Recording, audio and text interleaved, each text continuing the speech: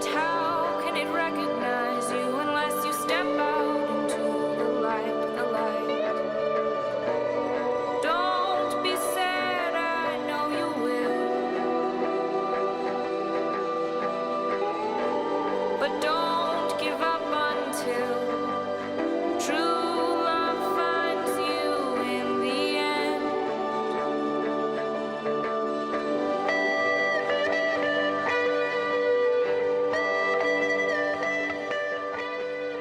In 1979, a Frenchman called Bernard Kouchner, who had founded Médecins Sans Frontières, chartered an old cargo ship, and he went to rescue thousands of starving refugees trapped on a tiny island.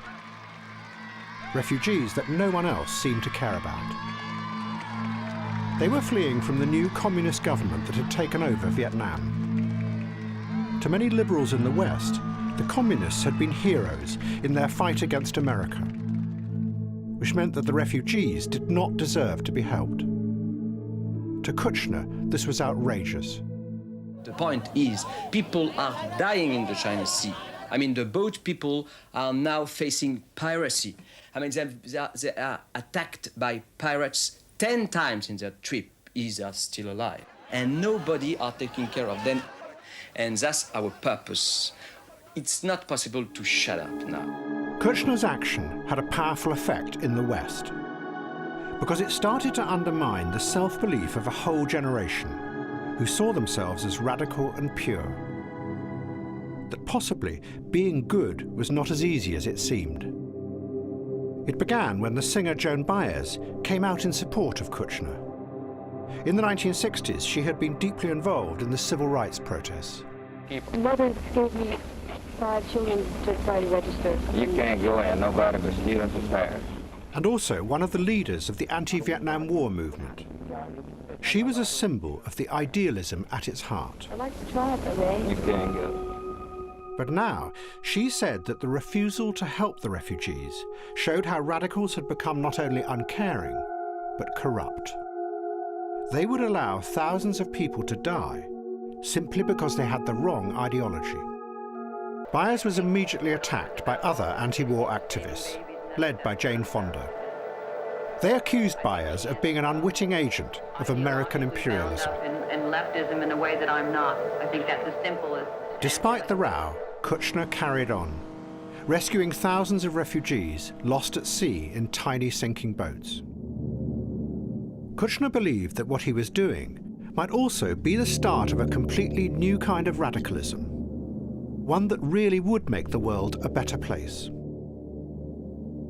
The reaction in the West, he said, had shown that the old political ideologies of left and right had now lost all credibility. Kouchner had an alternative idea that was going to go very deep in the imagination of the West. It said that we are all one world, linked together simply as individuals, not divided by political ideas or by nations. And we, the good people in the West, had a duty to intervene, to help the victims of all evil political ideas, wherever they were across the world. We don't care on leftist and rightist countries. There is no leftist and rightist suffering, and there is no possibility to split the world in good people and bad people, good dead and bad dead. Because we think that this is a new kind of policy. For us, human being is one, to let the people speak to each other before dying. With the nice girl in the park, you were strolling full of joy. And you told me that you'd never kissed a girl before. Hold your hand out, you naughty boy. Hold your hand out, you naughty boy. Hold your hand out, you naughty boy. Last night in the pale moonlight, I saw you with the nice girl in the park. Julia Grant had grown up in the north of England, near Blackpool. But in the 1970s, she had moved south and became part of the growing gay scene and a drag artist. She knew inside herself that she was a woman. That was her true self, which made her an outsider everywhere, including in the gay world. When I was living on the apparently gay scene and being a drag artist, nobody thought any bad if I sort of went out, did my show, and when I came off stage, sort of toned down my makeup and put on a dress, because I was accepted as a drag artist. Whereas if I tried to go to a gay pub dressed as a woman, most gay people resent the fact of that a man wants to change his sex. So transvestites and transsexuals are a minority within the actual gay world. To have a gender reassignment operation, Julia was going to have to go through a series of interviews with a state psychiatrist. He would decide who she really was.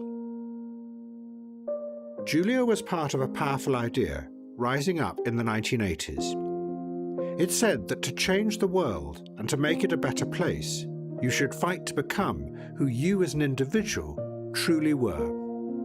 That was real freedom. But to do it, Julia was going to have to take on the medical establishment. You have a letter from your doctor for me? Right. Well, what is the problem?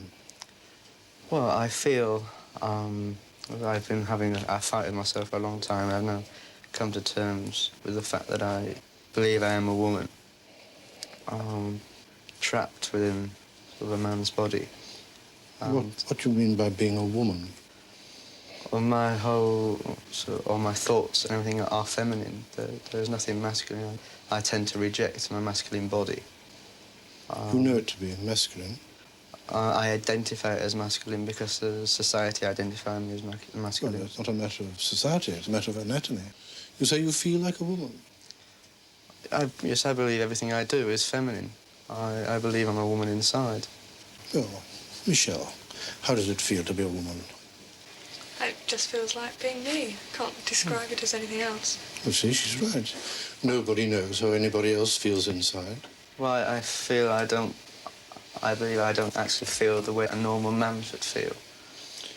Maybe that you identify with certain stereotypes of the female gender role. That is, the traditions, the behavior, the ideas, but that doesn't make you a woman. You know, styles do change, even if you think they don't. Shoulders are wider, and they're higher, and so they've all had to have pads put in. And insofar as we could, we've just lengthened them a little bit because they're longer. And the thing we've learned is never really press your hem. You know, sometimes you see people ironing a dress and they press along the hem until it looks like a knife edge. And then if you want to let it down, you can't. Just leave the hem gently rolled. And then you'll never press along the edge. Then you can let them down.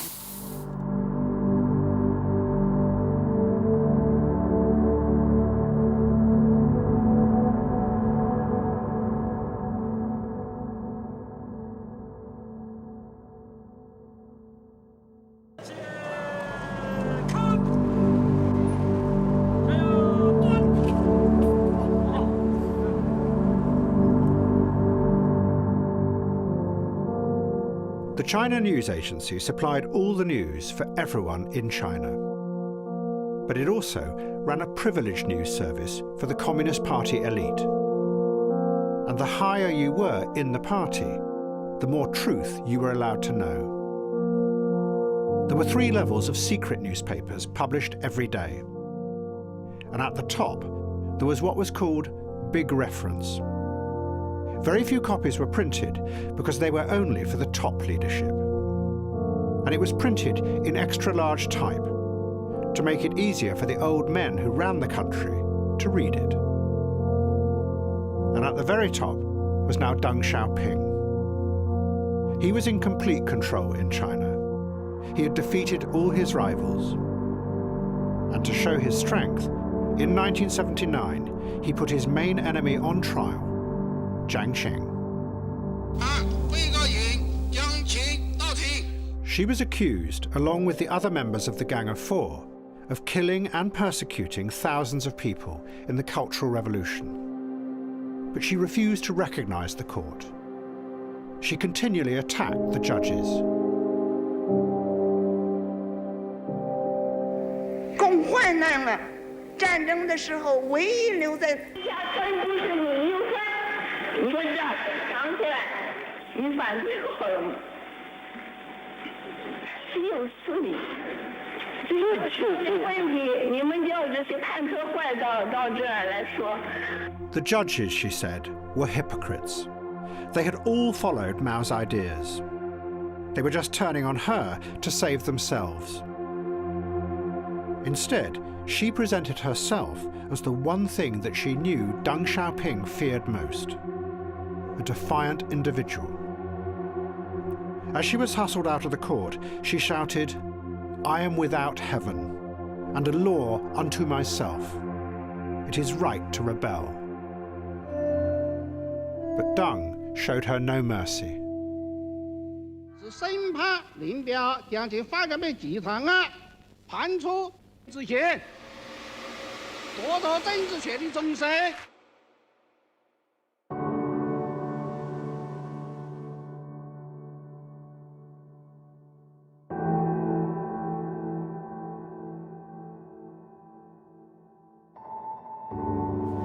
Deng Xiaoping decided to experiment with democracy.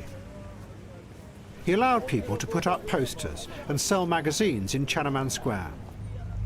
It was known as Democracy Wall, and it quickly became a symbol of a new openness in China. But then it started to run out of control. People published details of widespread corruption, greed, incompetence and nepotism at the very top of the Communist Party.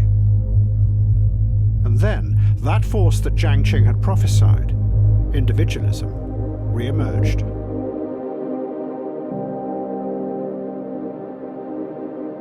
Wei Jingsheng worked as an electrician at Beijing Zoo. Wei was a charismatic figure, and he quickly became a leading force at Democracy Wall. He called for the overthrow of Deng Xiaoping. He put up posters that said, "We want no more gods, or emperors, or saviours of any kind. We want to be our own masters. Everything that is happening now is just a newfangled lie. Deng is just a new fascist dictator."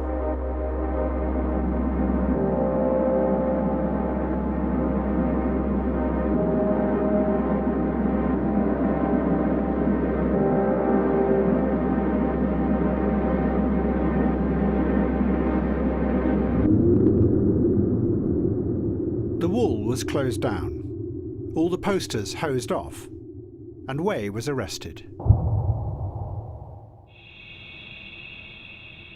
Wei Jingsheng's trial was broadcast live on television. He was accused of counter-revolutionary crimes and passing secrets to foreign agents. Why was it necessary to close down Democracy Wall? Well, you see, on the democratic wall, everyone, without put on his name, can blame or charge any person without any ground. They can do it without any legal obligation. Do you think in England, do you have this kind of freedom? I don't think so. Blame any person without putting on his own name in the wallpaper. Do you think that is a kind of freedom? I don't think so. Do you think that there's freedom of speech? The way it looks in the West is that the moment the lid came off for a second in China and people made contact with Western journalists... I think I have to go for some work to do.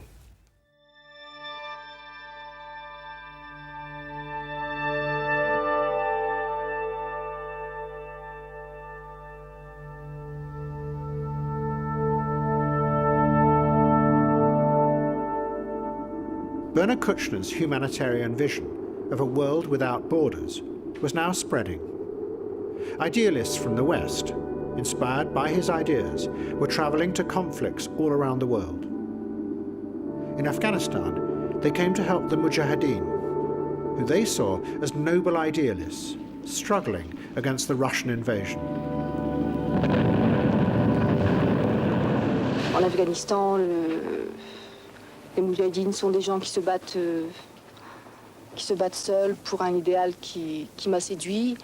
Et je savais qu'il manquait de médecins et que c'était un peuple qui avait besoin de nous. Et donc je suis venue. Bon, il y a aussi un petit peu le côté aventureux qu'il ne faut pas négliger. On vient là pour soi également. Il faut rester honnête. Et c'est un genre de travail, d'aventure, on peut dire, qui me plaît pour un temps limité. Et quand les risques sont limités également.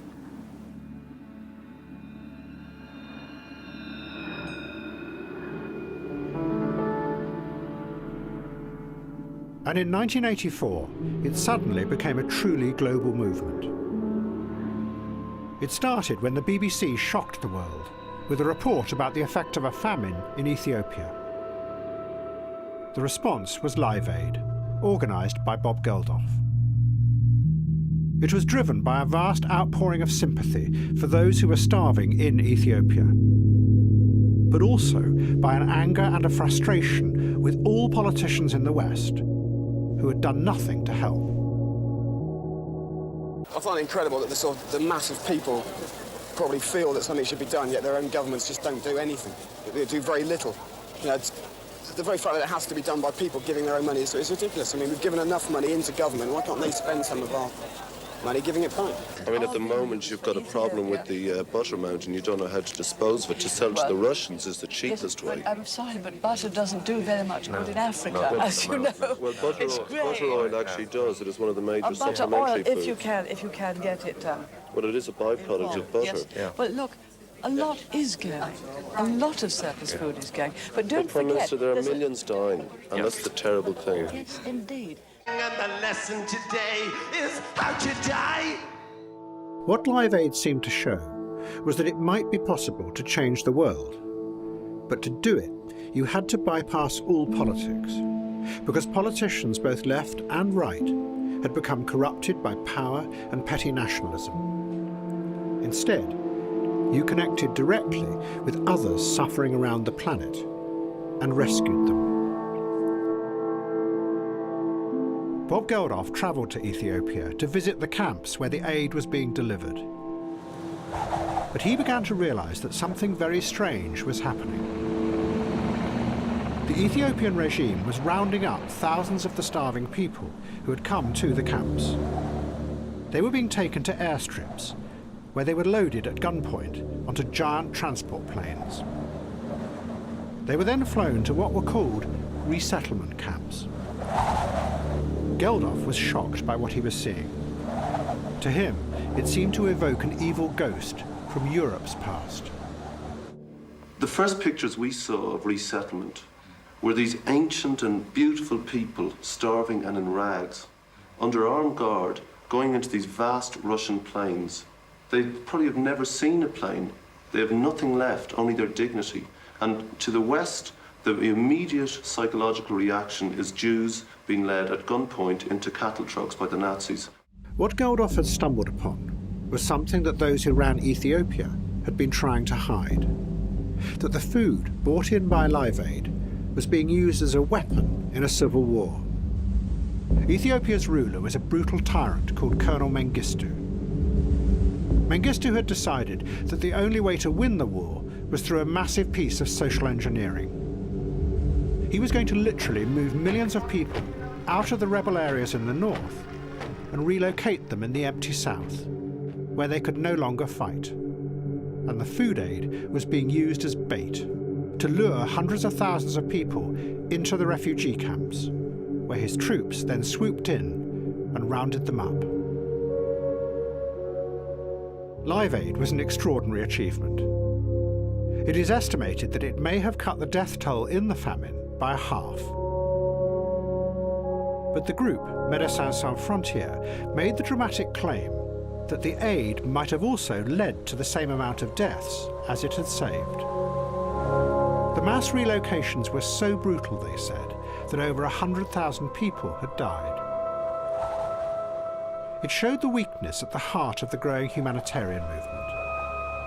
That when they came face to face with a brutal ruler like Colonel Mengistu, who was using their aid not to save people, but to save himself, and kill thousands more in the process, they had no way of stopping him. They couldn't challenge power.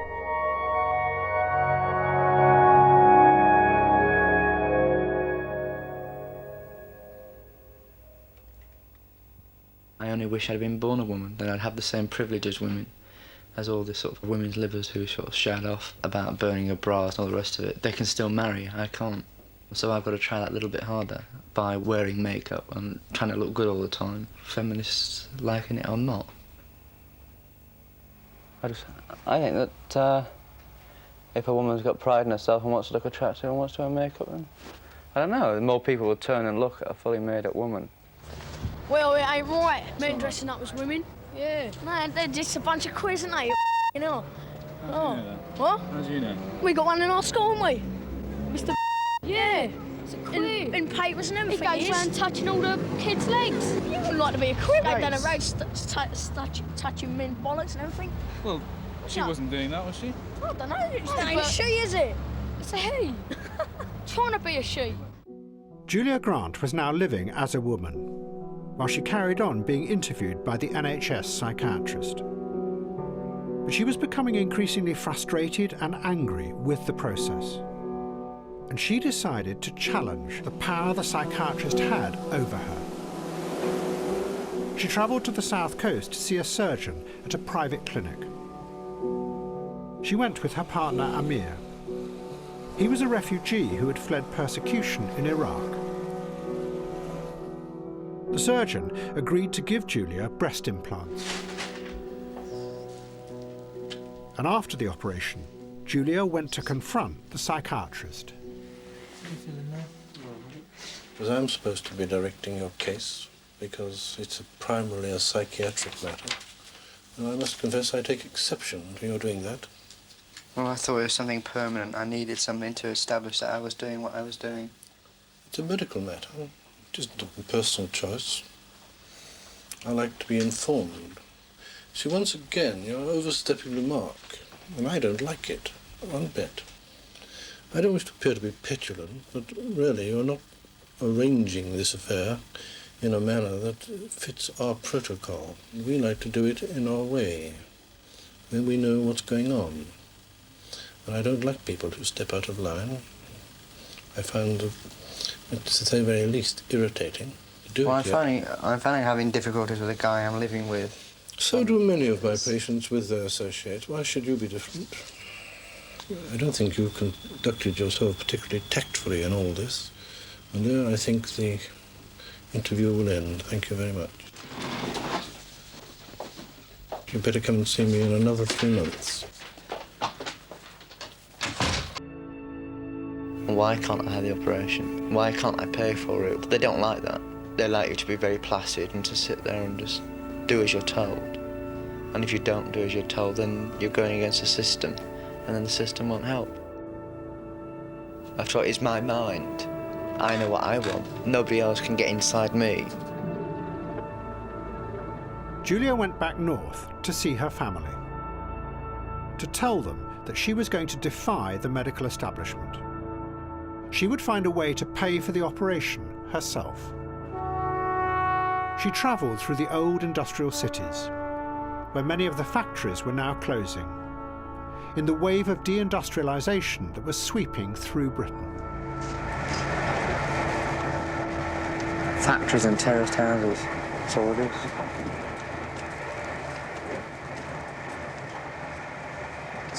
Like Coronation Street, isn't it?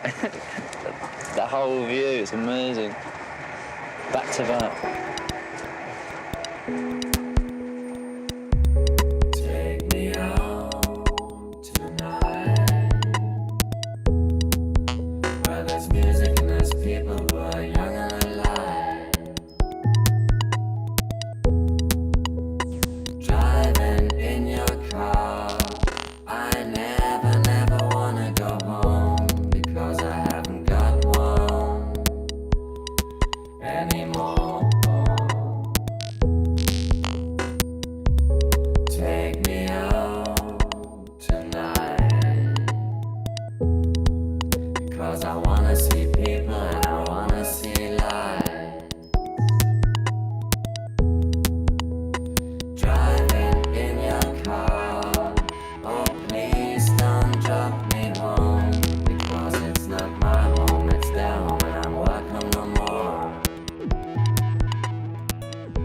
In the mid-1980s, a young girl called Chai Ling had come from the provinces to study psychology at Beijing University.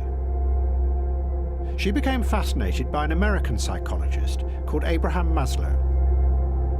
He taught that the human beings of the future would be driven by what he called self-actualization. They would be guided only by what they felt inside, not by what they were told to do. These are the people who would resist suggestions.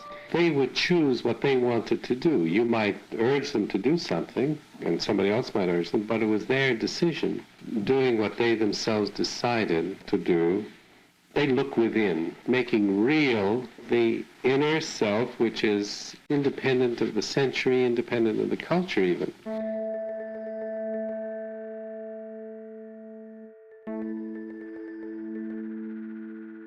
Then one night, Chai Ling was drugged and, she believed, raped by another student. But the authorities did nothing.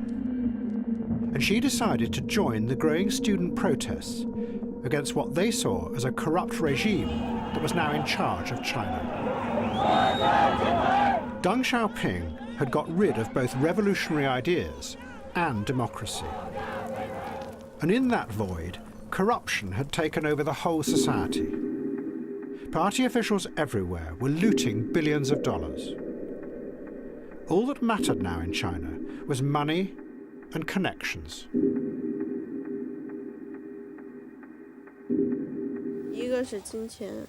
The first thing in life is money. And the second thing is connections. It is very important to have connections. When you know people, then wherever you go, things become so much easier.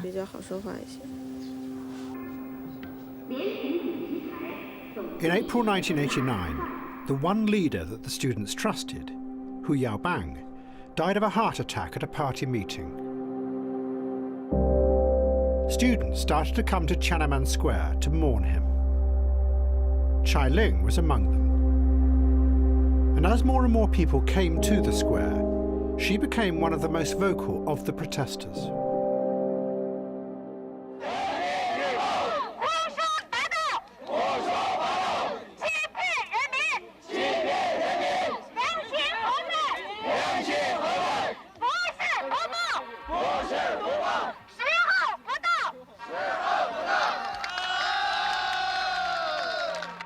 Soon, over 1 million protesters filled the square.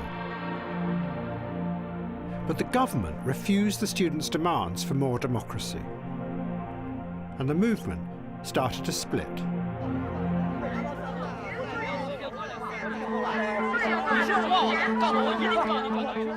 The radical faction began a hunger strike to try and force the government to respond. Chai Ling had now risen to become one of the leaders of the radical movement. She later wrote that the experience made her an independent woman. She herself was liberated and became a self-actualizer.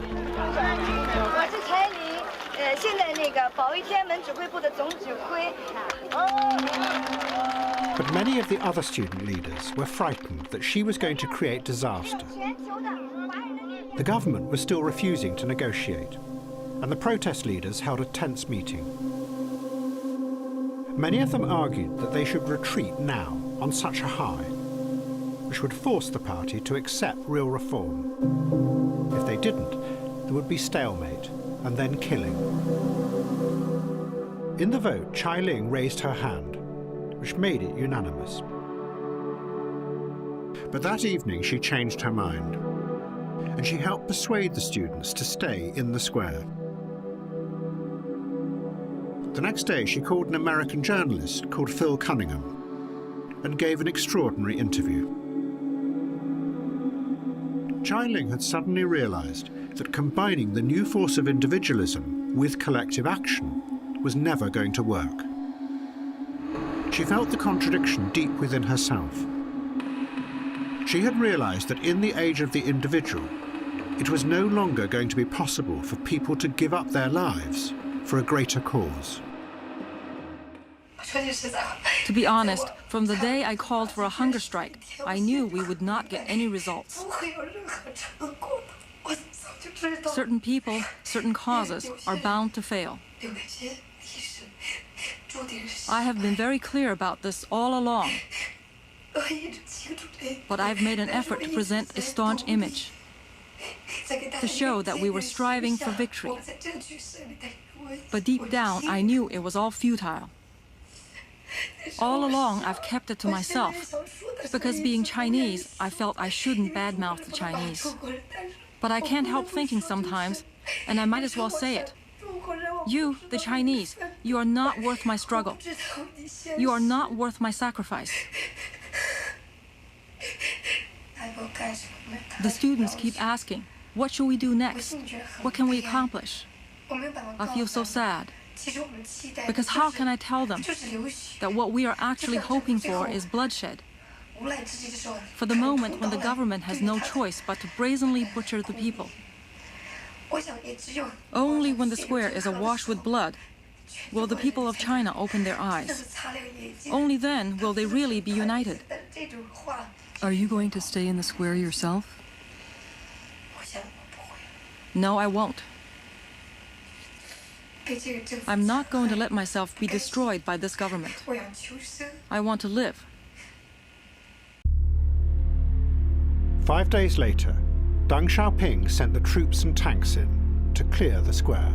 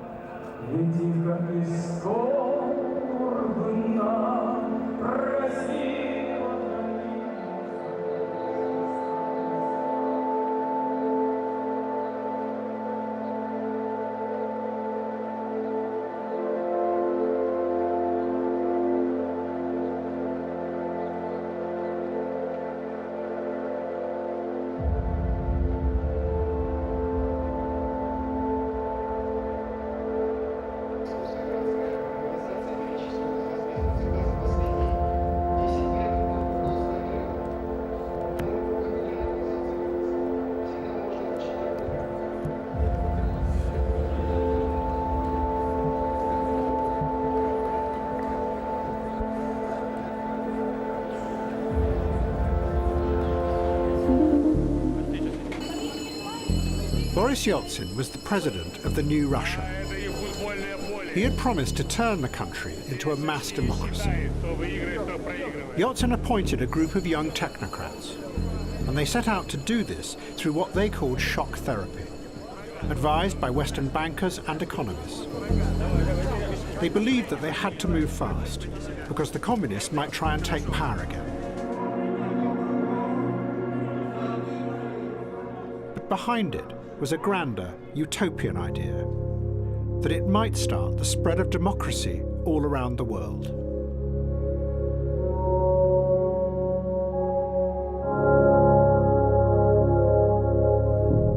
But at this very moment, in the West, the opposite started to happen.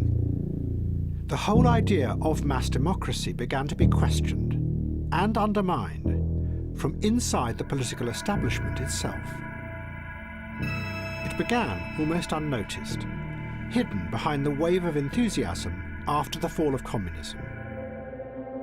But a political scientist called Peter Mayer has argued that what happened in the 1990s was that the old idea of democracy started to disappear in the West. And it was replaced by something else, which we haven't fully comprehended yet, or even seen, because it is outside the old categories of politics. Western politicians, Mayer said, literally changed their roles. They gave up being representatives of the people, and instead, they became the agents of a new bureaucracy, which was rising up and promising that it could manage the dangerous and unpredictable force of individualism. better than the politicians could. Just as the activists in China had found with Chai Ling, individualism and its drive to self-actualization can corrode and eat away at the collective power of mass democracy. Peter Mayer said the same was now happening in the West. The first politician to confront this was Bill Clinton. He came to power promising to represent what he called the forgotten middle class. But very quickly, within weeks of entering the White House, Clinton agreed to give up on many of his promised reforms and to give power over to the financial world. He did this not through any cynical motive, but because he knew that the old power base of mass politics had gone. No one joined political parties anymore. Organised labour was a vanishing force. Clinton might be in office, but he no longer had the collective power of the people behind him. The power that in the past had allowed politicians to challenge the elites in society. We know big government does not have all the answers. We know there's not a program for every problem. The era of big government is over. If the new bureaucracy delivered on their promises, it was going to be a wonderful world. But if something went wrong, then the politicians would have no power with which to confront them. The shift in politics had begun.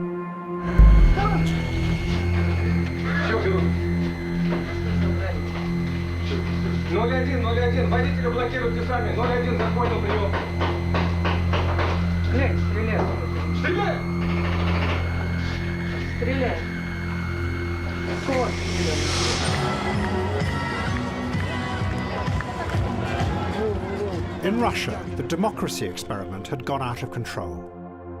The president, Boris Yeltsin, had lost all power. It had been seized by a small group called the oligarchs, who were using it to loot Russia. There was massive inflation. Millions of people were reduced to selling what they owned on the street.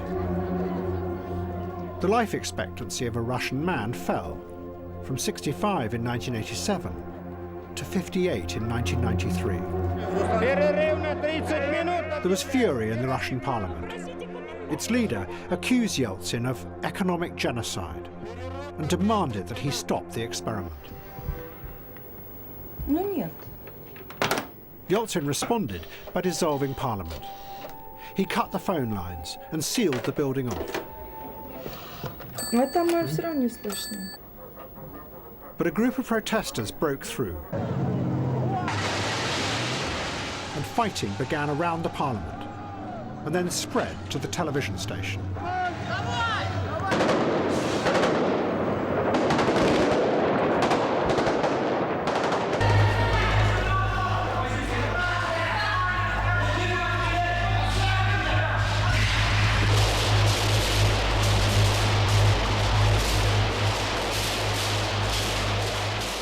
Yeltsin portrayed it as a stark battle of good against evil. He was backed by President Clinton. Clinton said it was the only way for Russia to become part of the new global economy and defeat its dangerous past.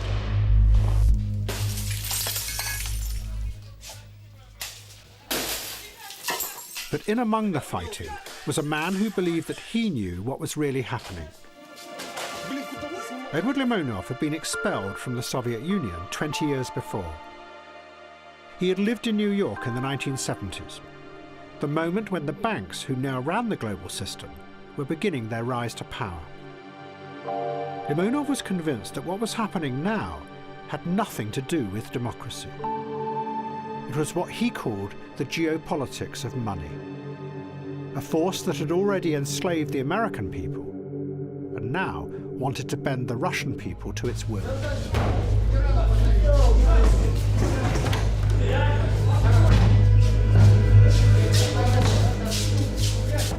And when Yeltsin ordered the tanks to attack the Russian parliament, backed by the American president and by the bankers and the economic experts, Limonov decided he was going to fight this system. because he knew its one weakness. It told no stories about the past, and it had no vision of the future. Its only aim was to keep the system stable.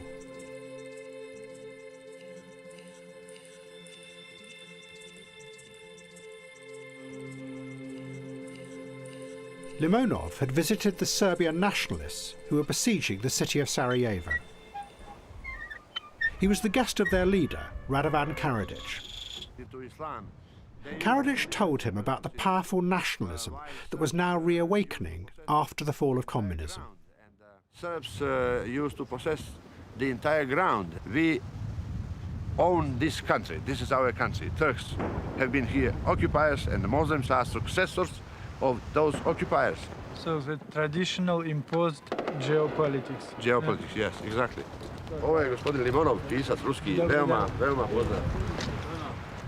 Limonov became notorious when he was then filmed firing a machine gun in what seemed a random manner into the city below.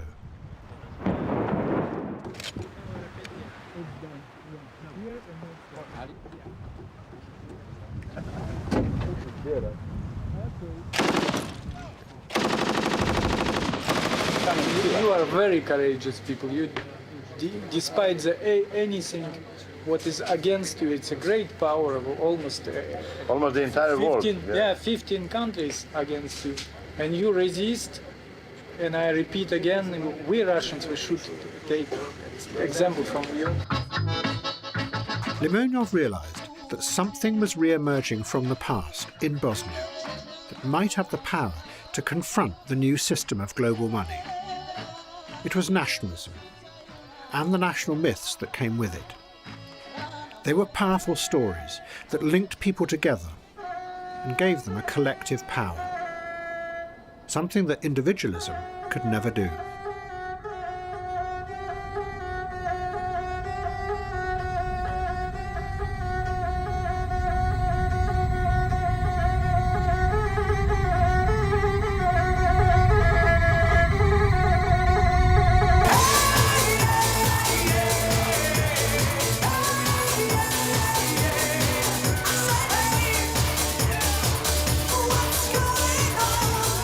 All you girls that believe men are bastards, you should be near the front. I'll need you later, right? Ah, we're coming.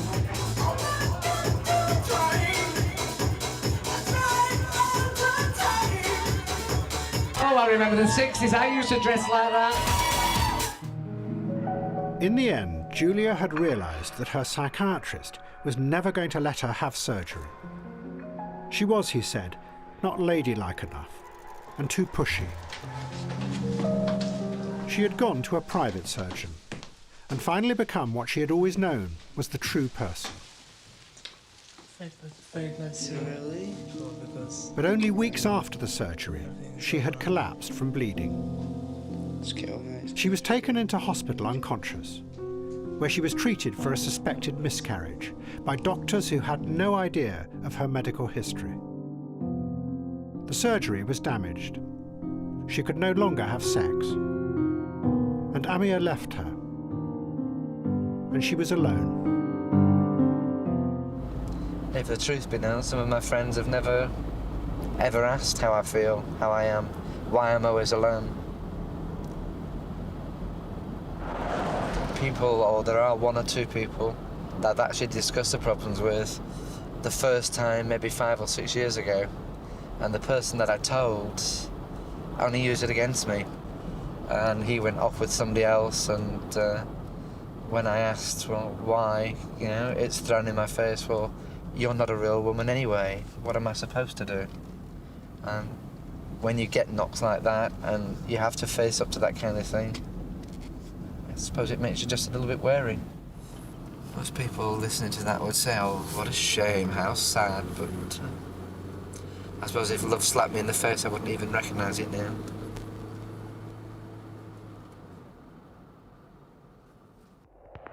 Julia had challenged the old power in Britain. She had stood up against her psychiatrist and won. Her victory was a symbol of the decline of that old paternalism. But now she had discovered how difficult individualism could be. That when things go wrong, you are weak and alone.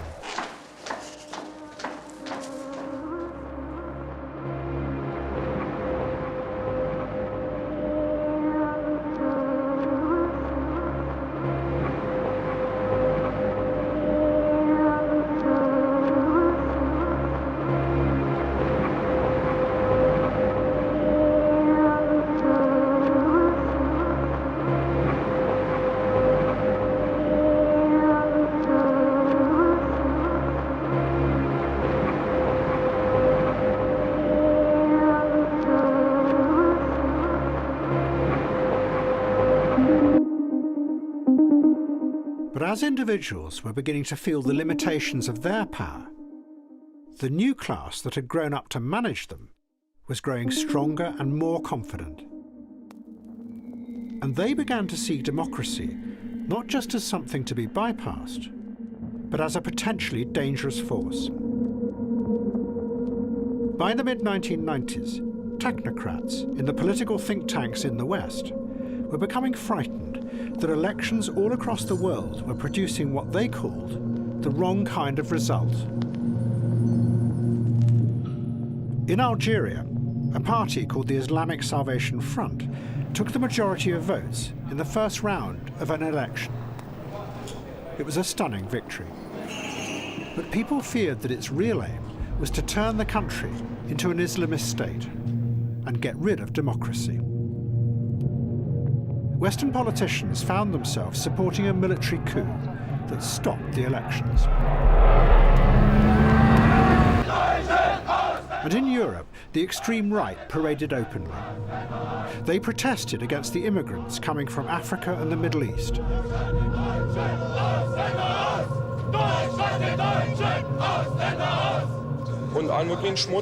The foreigners take away houses in Germany, bring drugs and all kinds of filth. They steal German workplaces and they filthy up the environment. For me, now, the most important inspiration is Adolf Hitler.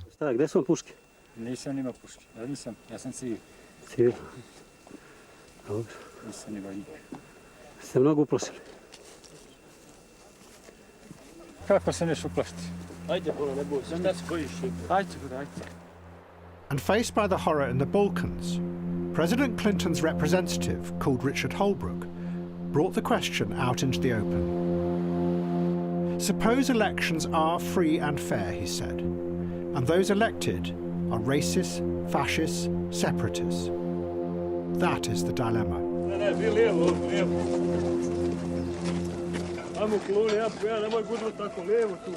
An American political scientist called Fareed Zakaria put it more bluntly. The people, we are told, he said, are the most important. We are driven by the phrase, the American people are not stupid. But what if they are? But the political scientists were not alone in distrusting people. For at the same time, a group of behavioral psychologists, who were becoming increasingly influential, were insisting that individuals also made the wrong decisions in the marketplace. They were not behaving in the logical, self-interested ways that economics said they should. The most famous of them was called Daniel Kahneman. He would win a Nobel Prize for his work. For 30 years, Kahneman had been studying human behavior. And he had discovered, he said, that human beings actually had two systems inside their brains. One of them they were aware of, which they thought was in control. The other was an instinctive part that really drove most of their actions, a part that they were completely unaware of. This new psychology was a powerful attack on the whole idea of the confident self. Because the picture the psychologists painted of human society was of millions of individuals living most of the time thinking that they were rational and in control, while something else inside them was really guiding many of their actions, without them knowing it. But, Kahneman said, there was an underlying pattern to this irrational behaviour. It meant that if somehow you could gather enough data on human beings' behaviour, you could see the patterns and so predict what they would do and manage them. But to do that, you would have to bypass and ignore their conscious self, because it was the behaviour, not the thoughts, that counted.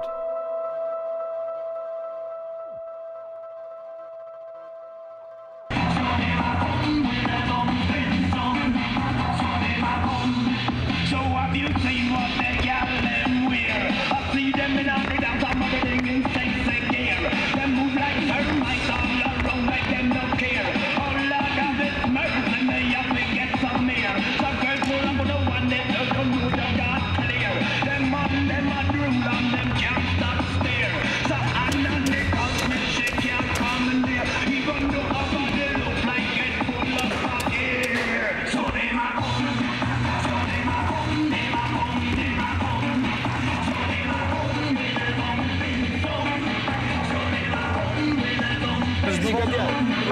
Я прошу прощения. Господа, я прошу прощения. Ой, ну что вы делаете? Ну что же вы делаете? Ну что же вы делаете? Подонок сейчас, я вообще... Ну, Владимир Вольфович, ну так нельзя. Сядьте, пожалуйста. Ну сядьте, пожалуйста. Как можно? Сядьте, пожалуйста. Оба сядьте, пожалуйста. Как ну что ж можно? такое-то?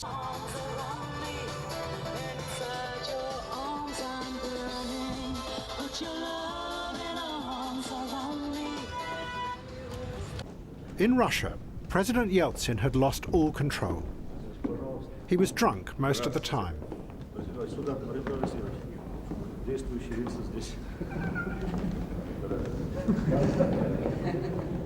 He had become the puppet of the oligarchs, who had taken over all the media and blocked any opposition.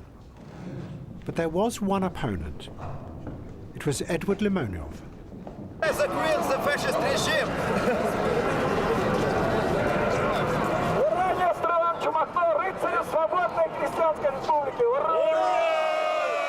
He had started his own tiny party. He called it the National Bolsheviks. It was, he said, a fusion of fascism and communism, and the party flag was designed to show this.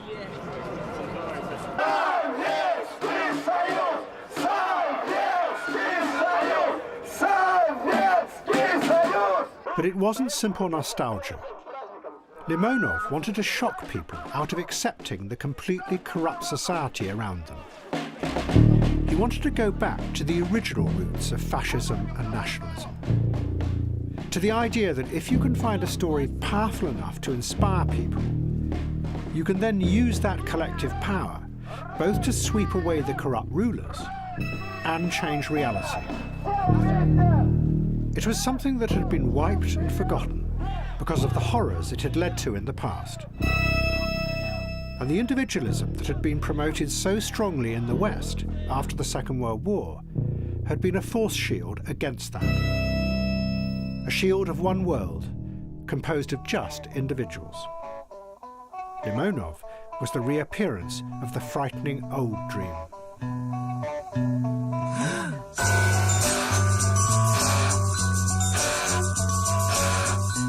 The third person to join the party was the musician Yegor Letov. He had led the opposition to communism in the 1980s. Now he sang songs about how Russia was trapped in a frozen world, buried under a mass of meaningless, broken fragments from the past. Под столетними сугробами библейских анекдотов, похотливых православных и прожорливых католиков, покинутых окопов и горящих муравейников. Вечная весна в одиночной камере.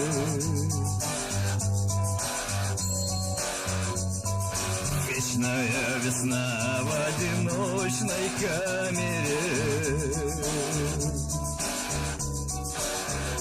Под затопленными толпами, домами, площадями, многолюдными пустынями, зловонными церквями, раскаленными хуями и голодными влагалищами. Вечная весна в одиночной камере.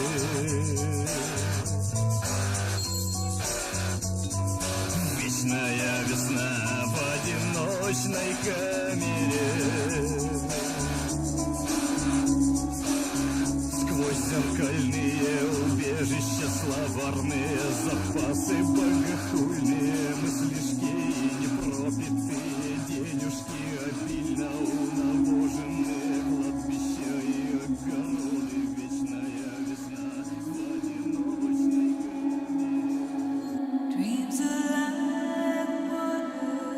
Ghosts from the past were returning at the margins in England too. In August 1999, a farmer in Norfolk called Tony Martin shot 2 burglars who were travellers.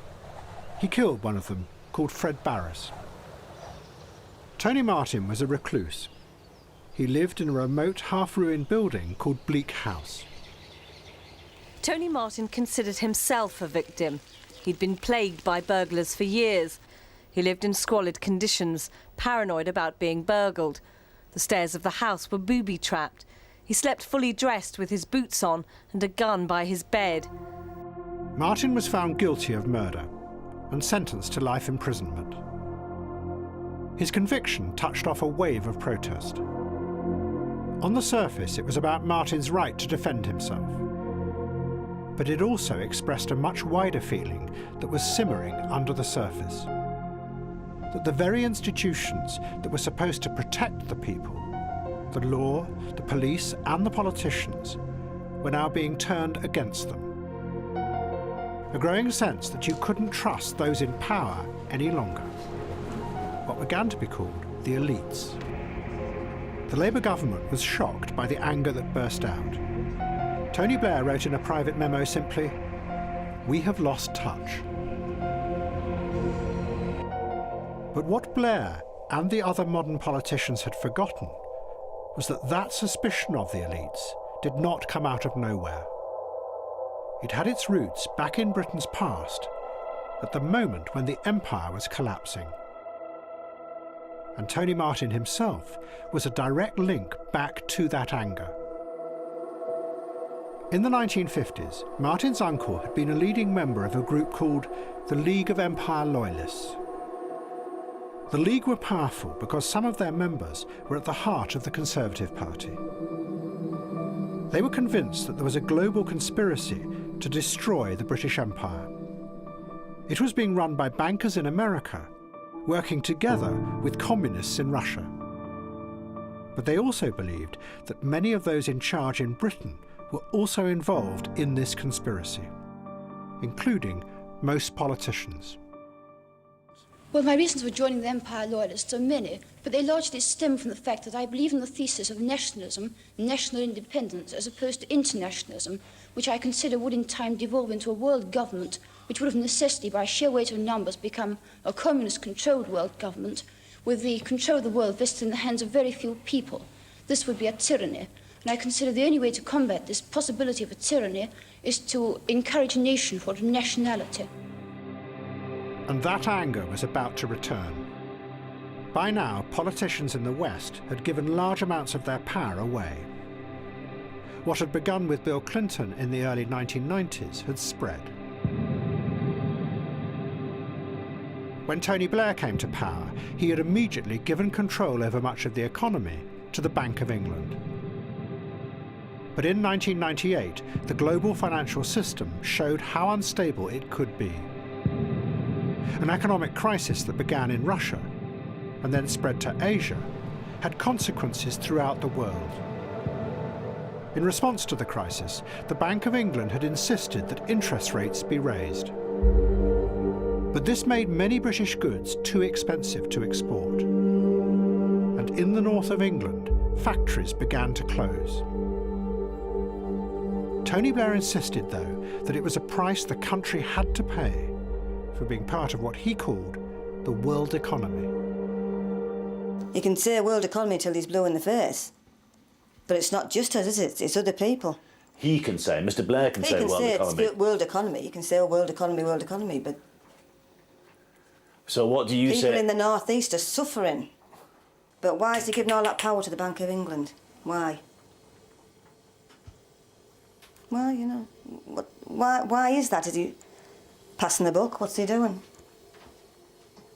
So he can't be blamed for things like this that go wrong. You can say, oh, well, it's the Bank of England's interest rates and all the rest of it. I don't know.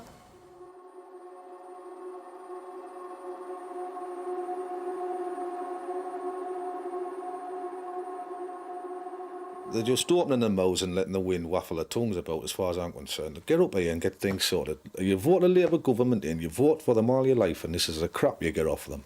You think it's all wrong what's happened? What could they have done? Give us more support, stepped in, put a shoulder behind us, show a bit more muscle. Just let them know that they cannot do this. And at the end of the century, a new anger began to grow, out in the margins of England, that in the future would get mixed up with the furies of the past. But the politicians increasingly found that there was little they could do to respond to this anger. Because over the past 10 years, all kinds of new organisations had grown up that were deliberately designed to limit the politicians' power. Because national politics was dangerous to the stability of the global system. The idea had originally come from technocrats inside the European Union. One of the leaders was a political scientist called Giandomenico Maione. Politicians, Maione said, were always driven by short-term, self-interested motives, which meant that they too were irrational. The solution, he said, was to bypass the politicians completely.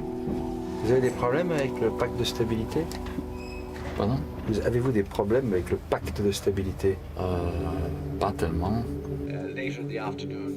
And in the 1990s, behind the scenes of the political debate in the European Union, Maione and a group of technocrats created a range of new institutions that were deliberately designed to avoid political interference, and instead run large areas of society in a rational way. Maione gave them a boring bureaucratic name. He called them non-majoritarian institutions.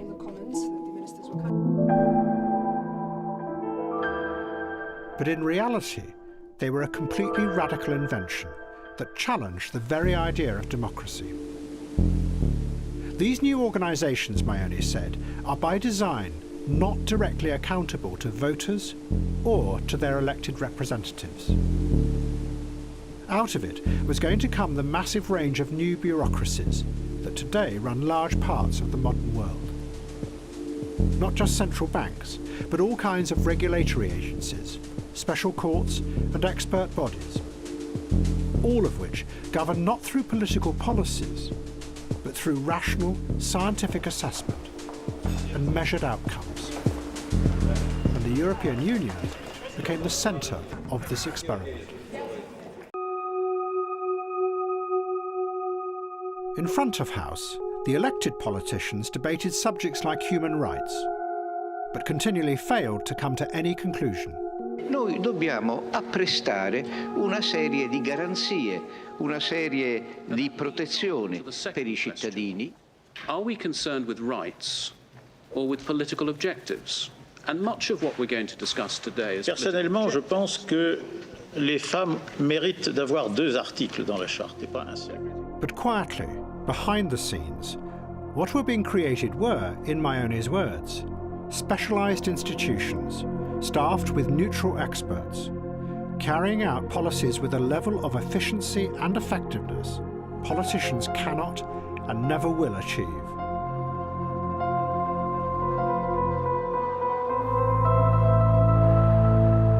The original idea behind mass democracy had been that the politicians would be the bridgehead for the people into power. They would challenge the powerful groups at the top of society on behalf of the people.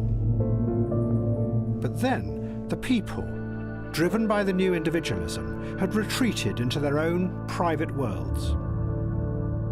So the politicians switched sides and became instead the representatives of the new powerful technocratic class. It still looked like they were powerful and had control over events. But now the people had gone. Beneath them was a void.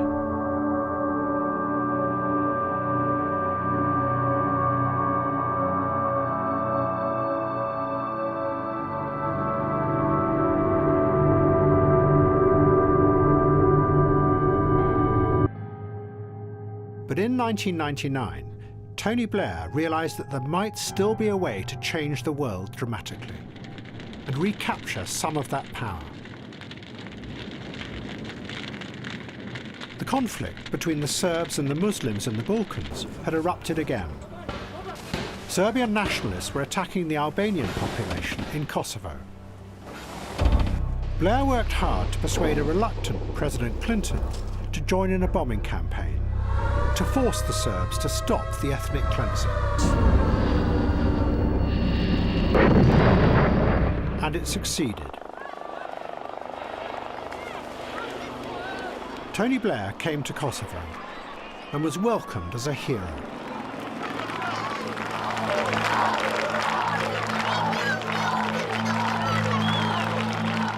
At the refugee camp, Blair presented what they had done as an expression of that epic vision that Bernard Kouchner had put forward 20 years before.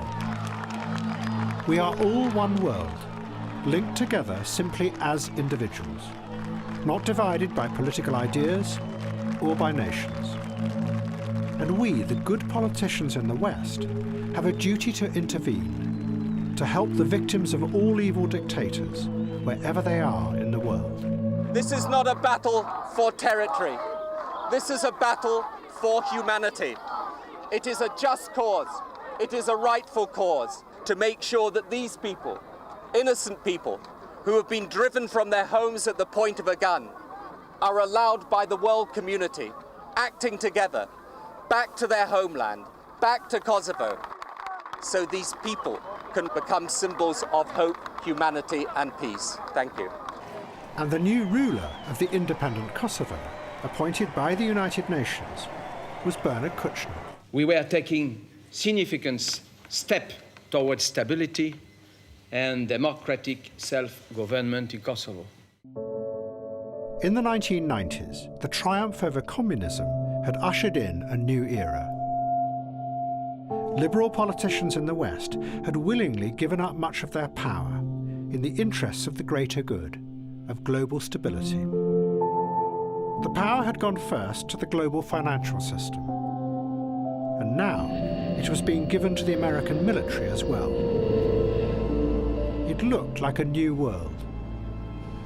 But underneath, the old forces of money and military power were reassembling and resuming their dominance, just as they had in the pre-democratic days of the old empires. And that was going to lead to other strange forces rising up and coming back to haunt the West.